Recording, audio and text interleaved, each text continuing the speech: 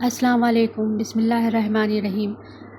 آج ہم پڑھیں گے سورۃ البقرہ۔ اس کا تاریخی پس منظر کیا ہے، اہم موضوعات اور فضائل کے بارے میں آج ہم پڑھیں گے۔ سب سے پہلے ہم اس کا تعارف پڑھتے ہیں۔ قرآن کریم کی سورۃ البقرہ قرآن مجید کی یہ دوسری سورت ہے اور سب سے طویل سورت ہے۔ اس میں 286 آیات، 40 رکوع اور تقریباً 2.5 پارے شامل ہیں۔ یہ ایک مدنی صورت ہے جو ہجرت کے بعد مدینہ منورہ میں مختلف اوقات میں نازل ہوئی۔ سورۃ البقرہ کو قرآن مجید کا ایک جامع دستور حیات کہا جاتا ہے، کیونکہ ناظرین اس میں عقائد، عبادات، اخلاقیات، معاشرت، معیشت اور قانون کے بنیادی اصول بیان کیے گئے ہیں۔ البقرہ کا معنی ہے گائے۔ اس سورت کا نام بنی اسرائیل کے اس واقعے کی وجہ سے رکھا گیا تھا جس میں اللہ تعالیٰ نے انہیں ایک گائے ذبح کرنے کا حکم دیا تھا۔ سورۃ البقرہ کا پس منظر یہ کس تناظر میں نازل ہوئی تھی، آئیے ہم سمجھتے ہیں۔ جب رسول اللہ صلی اللہ علیہ وآلہ وسلم مکہ مکرمہ سے ہجرت کر کے مدینہ منورہ تشریف لائے تو وہاں ایک اسلامی معاشرے کی بنیاد رکھی گئی تھی۔ مسلمانوں کو عبادات، معاملات، خاندانی زندگی اور اجتماعی امور کے بارے میں واضح ہدایات کی ضرورت تھی۔ اسی مقصد کے لیے سورۃ البقرہ کی آیات نازل ہوئی تھیں۔ مدینہ میں مسلمان ایک نئی ریاست کی تشکیل کر رہے تھے۔ انہیں یہود، منافقین اور مشرکین کے مختلف چیلنجز کا سامنا تھا۔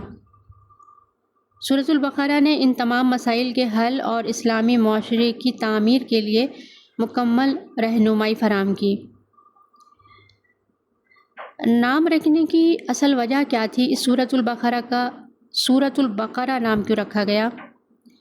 اس سورت میں بنی اسرائیل کا ایک واقعہ بیان کیا گیا تھا جس میں ایک قتل کے معاملے کو حل کرنے کے لیے اللہ تعالیٰ نے انہیں گائے ذبح کرنے کا حکم دیا تھا۔ انہوں نے بار بار سوالات کر کے حکم کو مشکل بنا لیا۔ آخر کار جب انہوں نے حکم پر عمل کیا تو حقیقت ظاہر ہو گئی۔ اسی واقعے کی مناسبت سے اس سورت کا نام البقرہ رکھا گیا۔ اب ہم آتے ہیں اس سورت کے جو مرکزی اور اہم موضوعات ہیں۔ کون کون سے موضوعات اس سورت میں آئے ہیں اس پر ہم ڈسکس کرتے ہیں۔ سب سے پہلے ایمان اور ہدایت۔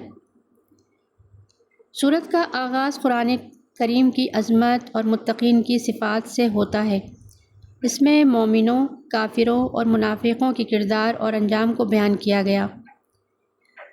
حضرت آدم علیہ السلام کا واقعہ اس سورہ ہمیں ملتا ہے۔ اللہ تعالیٰ نے حضرت آدم علیہ السلام کو پیدا فرمایا اور فرشتوں کو سجدے کا حکم دیا۔ شیطان نے تکبر کی وجہ سے انکار کیا اور اللہ کی رحمت سے محروم ہو گیا۔ اس واقعے میں انسان کو تکبر سے بچنے اور اللہ تعالیٰ کی اطاعت کرنے کی تعلیم دی گئی ہے۔ بنی اسرائیل کی تاریخ ہمیں سورہ میں ملتی ہے۔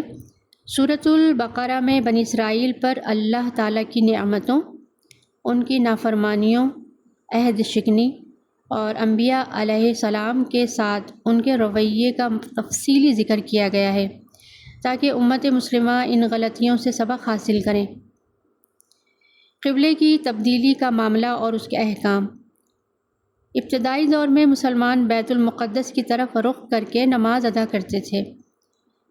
بعد میں اللہ تعالیٰ نے حکم دیا کہ مسلمان خانہ کعبہ کی طرف رخ کریں۔ یہ واقعہ مسلمانوں کی اطاعت اور حکم کے سامنے سر تسلیم خم کرنے کی علامت ہے۔ اس سورۃ البقرہ میں روزے کے احکام بھی آئے ہیں۔ رمضان المبارک کے روزوں کی فرضیت اور ان کے مقاصد کو اس سورت میں تفصیل سے بیان کیا گیا۔ روزہ انسان میں تقوی، صبر اور خود احتسابی پیدا کرتا ہے۔ اسی سورہ میں حج اور عمرے کے بارے میں بھی ہمیں احکام ملتے ہیں۔ حج اور عمرے کے احکام، ان کی اہمیت اور ان کے دوران اختیار کیے جانے والے آداب کیا ہیں، وہ سب تفصیل سے اس سورہ میں آپ کو ملیں گے۔ جہاد اور صبر کے بارے میں بھی احکام آئے ہیں۔ اللہ کی راہ میں جد و جہد کرنا قربانی کرنا اور مشکلات پر صبر کی تلقین کی گئی۔ مسلمانوں کو یہ سکھایا گیا ہے کہ کامیابی صرف اللہ کی مدد سے ہی حاصل ہوتی ہے۔ خاندانی نظام کے بارے میں بھی احکام ہمیں سورہ میں ملتے ہیں، جیسے نکاح، طلاق، عدت، رضاعت اور ازدواجی زندگی سے متعلق احکامات بیان کیے گئے ہیں تاکہ معاشرہ مضبوط بنیادوں پر قائم ہو جائے۔ معاشی اصول کے بارے میں بھی ہمیں اس سورہ میں بڑی تعلیم ملتی ہے، جیسے سود کی حرمت، تجارت کے اصول، قرض کے معاملات اور مالی انصاف پر تفصیلی ہدایات دی گئی ہیں۔ سورۃ البقرہ کی آیت 282 قرآن کی سب سے طویل آیت ہے جو قرض کے معاملات کو تحریر کرنے کی تعلیم دیتی ہے۔ حضرت ابراہیم علیہ السلام اور خانہ کعبہ کے بہت سے معاملات ہمیں اس سورہ میں ذکر ملتا ہے۔ حضرت ابراہیم علیہ السلام اور حضرت اسماعیل علیہ السلام کے ذریعے خانہ کعبہ کی تعمیر اور ان کی دعاؤں کا ذکر کیا گیا۔ اسی سورہ میں آیت الکرسی قرآن مجید کی عظیم ترین آیات میں شمار ہوتی ہے۔ ناظرین، اس میں اللہ تعالیٰ کی قدرت، علم، حاکمیت اور عظمت کو بیان کیا گیا ہے۔ سورۃ البقرہ کی آخری 2 آیات آمن الرسول، جس کو ہم پڑھتے ہیں، تلاوت کرتے ہیں، سورۃ البقرہ کی آخری 2 آیات ایمان، اطاعت اور اللہ تعالیٰ سے دعا پر مشتمل ہیں۔ احادیث میں ان آیات کی بہت فضیلت بیان کی گئی ہے۔ اگر ہم بات کریں سورۃ البقرہ کے فضائل کے بارے میں، تو سورۃ البقرہ کی تلاوت سے شیطان اس گھر سے بھاگ جاتا ہے جہاں سورۃ البقرہ کی تلاوت کی جاتی ہے۔ بہت احترام سے، بہت محبت سے، بہت غور و فکر تدبر سے تلاوت کیا کریں گھر میں۔ آیت الکرسی اس سورت کا حصہ ہے جو قرآن کریم کی عظیم ترین آیات میں شمار ہوتی ہے۔ سورۃ البقرہ کی آخری 2 آیات کی تلاوت کرنے والے کے لیے کافی ہو جاتی ہے۔ قیامت کے دن سورۃ البقرہ اپنے پڑھنے والوں کی سفارش کرے گی۔ اصل میں تو سورۃ البقرہ کا اصل جو پیغام ہے وہ یہ ہے ناظرین کہ سورۃ البقرہ انسان کو مکمل طور پر اللہ تعالیٰ کے سامنے جھکنے، ایمان کو مضبوط کرنے، شریعت پر عمل کرنے اور دنیا اور آخرت کی کامیابی حاصل کرنے کا راستہ دکھاتی ہے۔ یہ سورت ایک مسلمان کی انفرادی، خاندانی، معاشرتی اور معاشی زندگی کے لیے جامع رہنمائی فراہم کرتی ہے۔ سورۃ البقرہ قرآن مجید کی ایک عظیم سورت ہے ناظرین، جو اسلامی تعلیمات کا جامع خلاصہ پیش کرتی ہے اور ہماری رہنمائی بھی کرتی ہے۔ اس میں عقائد، عبادات، اخلاقیات، معاشرت اور قانون کے بنیادی اصول بیان کیے گئے ہیں۔ ناظرین، اس سورہ میں سارے ہی موضوع بہت اہم ہیں، لیکن ایک موضوع ہے حضرت آدم علیہ السلام کی تخلیق کا واقعہ۔ بیان فرمایا گیا ہے تاکہ انسان کو اپنی پیدائش کا مقصد معلوم ہو۔ اس کے بعد آیات کے ایک طویل سلسلے میں بنیادی طور پر خطاب ہوا ہے وہ یہودیوں سے ہے جو بڑی تعداد میں مدینہ منورہ کے آس پاس آباد تھے۔ ان پر اللہ تعالیٰ نے جو نعمتیں نازل فرمائی تھیں اور جس طرح انہوں نے ناشکری اور نافرمانی سے کام لیا، اس کا مفصل بیان اس سورہ میں ہمیں ملتا ہے۔ پہلے پارے کے تقریباً آخر میں حضرت ابراہیم علیہ السلام کا تذکرہ بھی ملتا ہے، اس لیے کہ انہیں نہ صرف یہودی اور عیسائی بلکہ عرب کے بت پرست بھی اپنا پیشوا مانتے تھے۔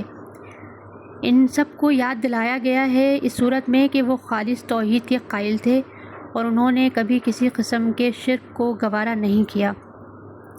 اسی ضمن میں بیت اللہ کی تعمیر اور اسے قبلہ بنانے کا موضوع بھی زیر بحث آیا جو ہم پہلے ذکر کر چکے ہیں۔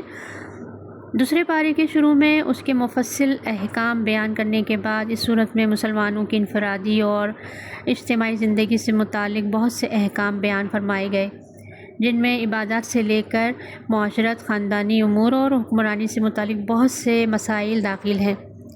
تو آپ سے گزارش کروں گی کہ آپ پوری ویڈیو غور سے سنیے گا اور ٹائم ملے ضرور تو سورہ بقرہ کو کھولیں، اس کو لفظ بہ لفظ ہر آیت کو غور سے پڑھیں، تدبر کریں، غور و فکر کریں اور اس کو سمجھنے کی کوشش کریں۔ انشاءاللہ آپ سب کو اس کی تلاوت کرنے اور ترجمے سے کرنے کے بعد بہت کچھ سیکھنے کو، سمجھنے کو اور بہت ہی انفارمیشن آپ کو ملنے والی ہے۔ اسی کے ساتھ اپنا بہت خیال رکھیے گا۔ ملتی ہوں نئی صورت کے ساتھ۔ یہ ویڈیو اور یہ سیریز قرآن کریم کی میں بنا رہی ہوں ان خواتین کے لیے جو قرآن کریم کی تلاوت تو کرتی ہیں، صرف تلاوت کر کے اور قرآن کو جزدان میں بند کر کے رکھ دیتی ہیں۔ ان کے لیے یہ ویڈیو ہے کہ آپ لوگ جب بھی کوئی سورہ پڑھیں اس کو ترجمے سے پڑھیں اور اس کی تاریخی پہلو، اس کا تاریخی پس منظر، کس تناظر میں سورہ نازل ہوئی ہے، اس کے موضوعات کیا ہیں، اس میں کون کون سی ہمیں تعلیمات دی جا رہی ہیں، دی گئی ہیں، ان سب کو جاننا ہر مسلمان مرد اور عورت کا فرض بنتا ہے۔ لہٰذا میں نے آج سیریز شروع کر دی ہے سورۃ الفاتحہ کی۔ ایک ویڈیو میں نے اپلوڈ کی ہے، اب میں دوسری ویڈیو بنا رہی ہوں سورۃ البقرہ۔ اسی طرح سے دیگر جو سورے ہیں میں پوری 114 صورتوں کا پس منظر، تاریخی پس منظر، ان کی اہمیت اور ان کے نزول، کس پس منظر میں سورہ نازل ہوئی ہیں، اس سب تاریخ میں آپ کو بتاؤں گی۔ اس میں کون کون سے سورہ میں موضوعات شامل ہوئے ہیں وہ بھی میں بہت ڈیٹیل سے آپ سب کو بتاؤں گی اور پڑھاؤں گی انشاءاللہ۔ میرے واسطے دعا کیجیے گا۔ ملتے ہیں نیکسٹ ویڈیو میں، اس وقت تک کے لیے اجازت دیے۔ اللہ حافظ۔